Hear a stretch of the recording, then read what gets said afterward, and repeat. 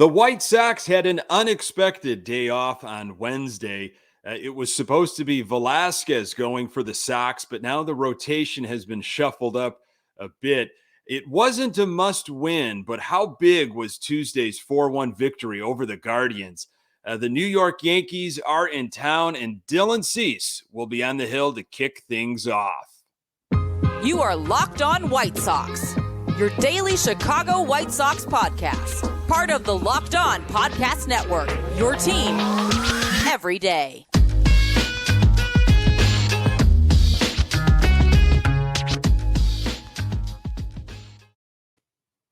Hey, Sox fans, welcome to Locked On White Sox. Thank you for making Locked On White Sox your first listen each and every day. We're free and available on all platforms. Follow us on Twitter and Instagram at Locked On Sox. Also, subscribe to our YouTube channel. Just search Locked On White Sox. Hey, I'm your host, Nick Morawski, a lifelong diehard Chicago White Sox fan, recording this podcast just blocks from the ballpark in beautiful Bridgeport. You can find me on Twitter at Nick_GGTB. Really appreciate you letting me steal some of your time to talk White Sox. Locked On White Sox is part of the Locked On Podcast Network, your team every day. Lots of interesting moments between the White Sox and Yankees over the years. Dylan Cease looks to continue his stellar season in Game 1 against New York. What were some of the players saying about Tuesday's big win against the Guardians? But first, the Sox had an unexpected day off yesterday. State of the Sox. Sox are 15-14, still chasing the Twins, who were in action against Houston.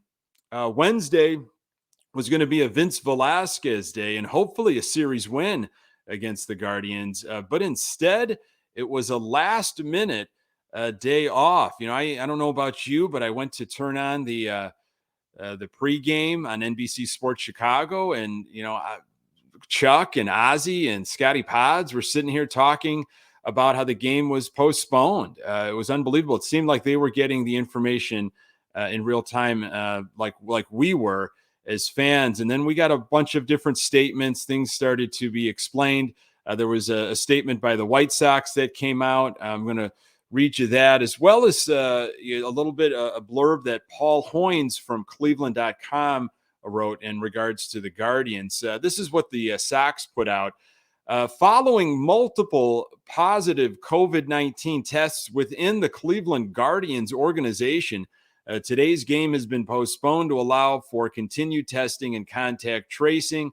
Major League Baseball will provide a rescheduling update when it becomes available. That, again, in regards to Wednesday's postponement. This is Paul Hoynes, who writes for Cleveland.com. The first news of the outbreak came when it was announced that manager Terry Francona tested positive and would not be able to manage Wednesday's game. Also testing positive are bench coach DeMarlo Hale and other uniform personnel and traveling support staff. It was originally announced that Hale, the bench coach, would replace Francona to manage Wednesday's game. As of Tuesday morning, no Guardians players had been tested. Unless they show symptoms of COVID, it's unlikely that they will be. Before Francona's positive test was announced, the Guardians held a meeting about reinstituting their mask policy. It is known that a member of the traveling party was ill on Tuesday night and left the ballpark. Cleveland obviously has some things that they are working out. And as I said earlier, no word on a scheduled makeup. The starting lineup had been issued. Velasquez was getting his warm-up work in. This happened like literally at the last minute, it seems like. Adam Engel was going to be in right field. That would be back-to-back days for Engel and right. I like seeing that. Sheets would have been at first, so you're keeping his bat in the lineup after his big home run on Tuesday. Managing the workload, once again, Moncada was going to get a day of rest, as was Grandal. And Lurie Garcia was a late scratch from the lineup with a sore left ankle. So we will see what happens with Thursday and the rest of the New York series on what Garcia's availability is. Speaking of that New York Yankees series, the pitching matchups have been altered a little bit. Dylan Cease is going to kick things off on Thursday, and then you've got Vince Velasquez going on Friday. It looks like he'll be against Cole. Dallas Keuchel is now pitching on Saturday, which is also that Tim Anderson Field of Dreams bobblehead game. And then you got Michael Kopech on Sunday. Lucas Giolito was going to be involved in that Yankees series. He has now been bumped to kick things off in Kansas City on Monday. Really, I was really excited to see what Gio was going to be able to do against the Yankees. But hey, I cannot wait to see what Cease and Kopech are going to do against the hottest team in baseball.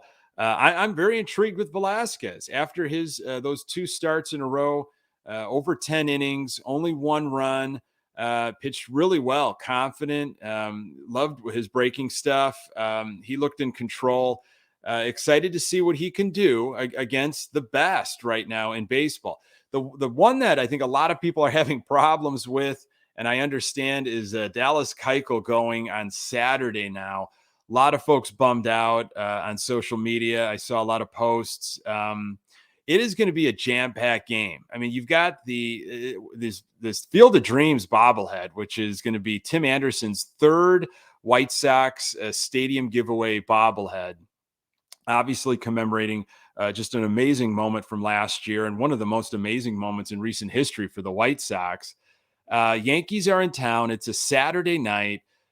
Looks like it's going to be warm weather. There might be some showers coming in, so pay attention to the weather. But you're going to have 30,000+, and a lot of folks not happy that it's going to be Dallas Keuchel now on the hill. We'll see. I mean, he had a pretty good game against Boston, but that was the Boston Red Sox. This is the hottest team in baseball, the New York Yankees. We'll get to more of Sox Yankees throughout this episode. I'm going to tell you why Tuesday's game, though, Tuesday's big win over the Guardians was such an important victory. More on that in a moment. I want to tell you about Athletic Greens. I've been taking AG1, their flagship product, for over 3 weeks now and have noticed improvement in my overall metabolism, better sleep, and I just feel better. So what is this stuff? With 1 delicious scoop of AG1, you're absorbing 75 high-quality vitamins, minerals, whole food-sourced superfoods, and probiotics to help you start your day right. This special blend of ingredients supports your gut health, your nervous system, your immune system, your energy, recovery, focus, and aging, all the things. Athletic Greens has over 7,000 5-star reviews, is recommended by professional athletes, and trusted by leading health experts. It's cheaper than getting all the different supplements yourself. You're investing in an all-in-one nutritional insurance. Right now, it's time to reclaim your health and arm your immune system with convenient daily nutrition, especially heading into the flu and cold season. It's just 1 scoop in a cup of water every day. That's it. No need for a million different pills and supplements to look out for your health.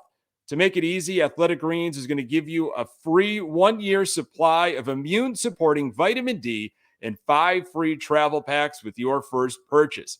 All you have to do is visit athleticgreens.com/MLB network. Again, that is athleticgreens.com/MLB network to take ownership of your health and pick up the ultimate daily nutritional insurance. Thank you for making Locked On White Sox your first listen. For your next listen, check out the Locked On Now podcast. Recaps of MLB games with analysis from our local experts, taking fans through the season like no other network, free and available wherever you get your podcasts. After an absolutely gut-wrenching loss on Monday, the Sox beat the Guardians 4-1 on Tuesday. It wasn't a must-win at all, but it had those kind of feelings. I think if you maybe were talking to Sox fans in your life, friends, family, coworkers, texting, whatever, it was, we got to get back, and this Sox team He's got to get back into the win column. Get those good vibes going again. And it sure sounded that way from a lot of the players. I was going through some articles on Wednesday, and this was Giolito talking about coming into Tuesday's game. This is what he had to say. We're in a spot where we can self-evaluate very well, Giolito said.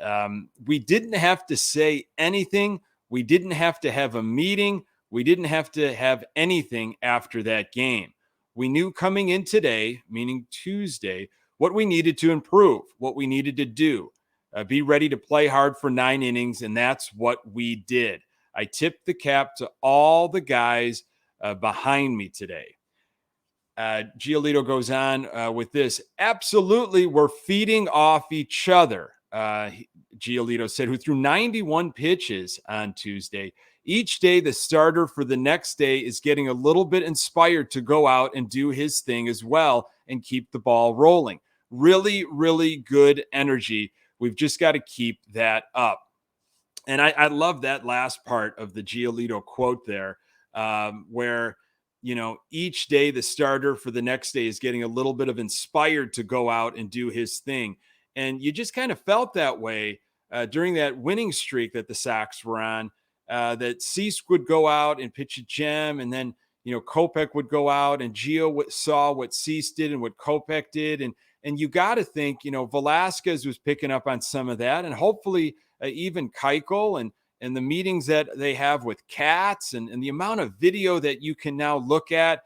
They're studying, how each other attacked the opponent. And I love that. They're feeding off one another, and it's contagious. Good pitching can be contagious, like hitting can be contagious, and of course, winning. Tuesday's victory against the Guardians was the first against Cleveland this year. So again, not a must win, but boy, they absolutely needed it. The importance of not letting Monday's loss snowball, especially coming into a big series against the New York Yankees. This was Gavin Sheets talking about Tuesday. He hit that huge home run, and he hit one on Monday too. This is what Sheets had to say. Today was super important. All you can do is bounce back, and that's what we did. It's a difference when we go through that skid. We weren't bouncing back, and today we did exactly what we needed to do, and it's a huge win for us. There's a lot of other quotes that were out there. These were compliments of Scott Merkin from MLB.com, who does a wonderful job writing for the White Sox and has for so many years. And, we forget, I think, as fans, I sometimes do. It's like we as fans, and I live and die by every pitch. And that Monday loss was just excruciating, and it's like, well, do the players feel it? Is it just business to them? They feel it, and I love those quotes from Gio and Sheets. And I love that, it didn't even have to be talked about. They knew what to do. They came in. There is that type of chemistry and camaraderie. And they got the job done on Tuesday. This was La Russa talking about things, the team in general. My evaluation of this team was formed last year, La Russa said. And then how you look at this year, is there anything different? They're hungrier than they were last year because they had another taste of it and they want it. With more guys hopefully coming back from injury soon. We talked about Vaughn. We talked about Jimenez. Maybe Jimenez is sooner than anticipated. Vaughn in Charlotte right now getting some work. Hopefully it's just a few games. Maybe Lynn by June. Resting Moncada when needed, resting Grandal, keeping these guys healthy, especially Robert, who's been on fire, offensively, defensively. This is an important stretch with these games that they have. You've got Yankees, you've got Royals, and you've got another series with the Yankees in New York.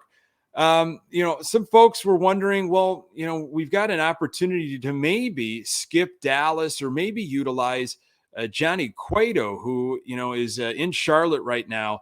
He had a start on Wednesday. A decision on Cueto is going to have to be made soon. He can opt out if he's not brought up by May 15th. Cueto, of course, getting some work in Charlotte. maybe there's an opportunity when the Sox are in Kansas City. There's going to be a double header next week. You got 5 games in 4 days, a lot of baseball happening, and not another day off until the 23rd of May. So Cueto's in Charlotte, supposed to pitch on Wednesday, but up until that point, he had 3 games under his belt, 10 1/3 innings pitched, 12 hits, 7 earned runs, 3 walks, 11 strikeouts, and an ERA of 6.10. So he wasn't lighting the world on fire. And he's knocking some rust off. Is that better than what Dallas can throw right now at the big league level? I don't know. I personally am kind of intrigued. I'm more intrigued because it's something different. I kind of know what we're getting from Dallas. And again, not to take anything away from him in that Boston start, but Boston's not a very good team. Hey, if he can do it against the Yankees, then I think you're starting to get a nice sample size. But, we'll see. If Cueto can get through Wednesday in Charlotte and he shows the Sox something, we're going to need arms. We got a lot of baseball coming up, especially next week. Speaking of Yankees and White Sox, there is a lot of history between the New York Yankees and White Sox, and why this 4-game series is so critical for our White Sox. More on that in a moment. Our partners at BetOnline continue to be the number one source for all your betting needs and sports info. Find all the latest odds, news, and sports developments, including this year's basketball playoffs, Major League Baseball scores, fights, and even next season's NFL futures. BetOnline is your continued source for all your sporting wagering information, from live betting to playoffs, esports, and more. Head to the website today or use your mobile device to learn more about the trends in action. BetOnline, where the game starts. So Sox versus Yankees. The New York Yankees coming in with just one of the best winning percentages in all of baseball, 21-8. They've got the best run differential, plus 50. And the New York Yankees are 4 games up in the AL East. White Sox against Yankees in 2021, it didn't go very well at all for our White Sox. We were 1-5. 3 of the 6 games were decided by 1 run. There was a huge Andrew Vaughn home run in New York off of Chapman, if I remember correctly, late in the game. And I think that kind of perked everybody's eyes and ears and attention to Andrew Vaughn, so to speak. It's a shame he's not going to be involved in this series, nor is Jimenez. But you're going to have Robert involved, and TA, and thankfully Moncada's back. And again, I like the pitching matchups. I'm a little worried about the Dallas situation on Saturday, but really intrigued of what Cease and Kopech, kind of the bookends of this series, can do. The Sox have 4 with the Yankees here on the south side, and then 3 with New York starting on May 20th. It's going to be a really good test for the White Sox. Again, hoping to see what Gio could have done against the Yankees, but it is what it is. I'm confident in Cease. I'm confident in Kopech. I am actually pretty bullish, to use a Han term, on Velasquez. Again, we'll see on Saturday. I'll be there for the TA bobblehead, Field of Dreams, and I'll be interested to see what Dallas has. Cease against the Yankees. He's faced them only twice. Both were last year. They didn't go very well. Cease has a 0-1 record with an ERA of 7.71 and 12 strikeouts in 2 appearances against the Yankees. Yankees have always been a team that you really just tested your talents against. They have decade after decade. And this year it's especially true, not just for Cease, but for our White Sox. Dylan Cease is having a solid 2022. 6 games started. He's 3-1. He's pitched 34 innings, has 47 strikeouts, and an ERA of 2.38. The last 3 games for Dylan Cease, 18 innings, 8 hits, 3 earned runs, 28 strikeouts in those 18 innings pitched, with only 6 walks. Right-hand pitcher Luis Gil will throw for the Yankees on Thursday. Gil has started 6 games, has 38 strikeouts in 29 innings, and has an ERA of 3.07. Yankees have been very dominant during certain stretches throughout Major League Baseball history. Games have always been well attended when they are in town. This goes back decades and decades. Want to specifically highlight 1972, a great moment to talk about, starring Dick Allen. It was his MVP year, and there was a specific day, really, that he captured the hearts of Sox fans while facing the New York Yankees. So we'll highlight June 4th specifically. June 4th, back in 1972, was Bat Day. It was a big doubleheader against the New York Yankees. Can you imagine giving out bats right now in 2022? It was also an important game in Dick Allen's legacy. The game is highlighted in the book Chili Dog MVP. It's an outstanding book by John Owens and David Fletcher. Just came out this year. Can't recommend this book enough. It's awesome. A lot of Chicago history, White Sox history, but goes through and highlights the Dick Allen experience on the South Side. So on June 4th, 1972, 51,904 showed up for a doubleheader against the Yankees. 8,000 fans were turned away. It was the first 50,000 plus crowd for a regular season game at Comiskey since August 1955, which was another doubleheader against the Yankees. Sox won the first game 6-1. Allen was not in the lineup for the second game, and fans were understandably outraged. I guess it was workload management, perhaps. Sox trailed 4-2 in the ninth, and legend has it that when Allen's services were requested to pinch hit, he was found in the clubhouse eating a chili dog. He quickly changed into a clean uniform, and Dick Allen did indeed come in to pinch hit in the bottom of the ninth and hit a walk-off 3-run home run, a laser beam to get the Sox to sweep the Yankees on that Bat Day. That moment is highlighted in the book, and there's so many other great moments, but a great example of, Sox, Yankees, fans absolutely come out, and I have a feeling it's going to be a well-attended series if the weather holds up. Check out that book if you have an opportunity to do so. Chili Dog MVP. Thank you, folks, so much for making this podcast a part of your daily routine. You can find the Locked On White Sox podcast everywhere you find podcasts. We are on Twitter and Instagram at Locked On Sox. You can find me on Twitter at Nick_GGTB. Thanks for making Locked On White Sox your first listen. Now make your second listen Locked On MLB. Paul Francis Sullivan, just call him Sully, brings you his unique perspective on the major leagues past and present. It's free and available wherever you get your podcasts. Coming up on the next episode, we will recap that Dylan Cease start and get you ready for what the weekend has in store. Sox, Yankees. Really appreciate you making Locked On White Sox your first listen. I'm Nick Morawski. Until next time, go Sox.